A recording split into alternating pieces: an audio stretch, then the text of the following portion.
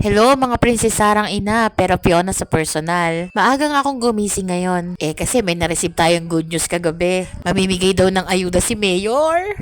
Sa sobrang excited ko parang di ako makatulog. Kaya naman maaga akong gumising at naghanda ako ng kakain naming almusal. At syempre, ano pa nga bang iluluto natin? Di sardinas. Tapos lalagyan ulit natin ng okra, kamatis at kangkong. Sabi nga ng mga anak ko, mami, gulay na naman.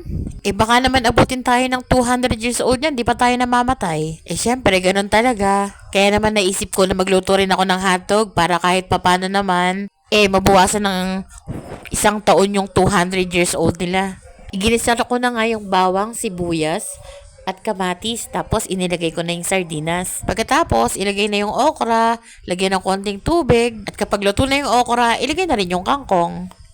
Alam ko may masasabi kayo sa kawali ko. Kasi unang basher ko yung asawa ko dyan. Hindi siya nakaka-aesthetic pero mahal na mahal ko yung kawali ko na yan. Pang sinaunang kawali kaya naman mukha na akong sinaunang tao. Kasi mas nasasarapan ako sa luto ko pag itong aesthetic na kawali ko yung ginagamit ko talaga.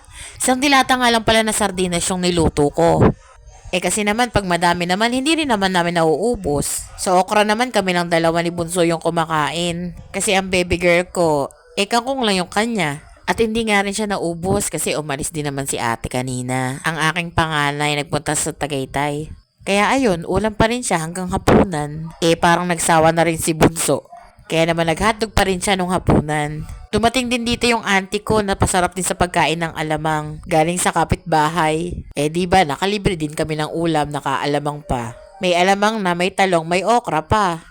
Salamat sa kapatid ko may paayudang ulam. Pakasarap talaga magluto ng alamang ng nanay at tatay ko.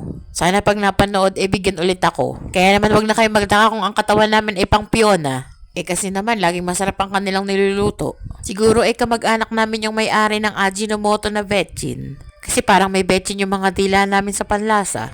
Lahat na lang masarap. At ayan nga pala niluto ko na yung hotdog. Hindi yan sunog, nilaga ko muna yan sa tubig. Tapos nilagyan ko ng konting-konting mantika lamang. At diyan, meron ka ng pulang hotdog. At eto na nga, nakapunta na kami sa school. At Diyos ko po, opo, nakikita nyo, napakadaming tao. May pa-cash out na bigay si Mayor para daw sa mga estudyante. Abay, syempre, paldo-paldo tayo ngayon. Dalawa ba naman ang aking estudyante, di ba?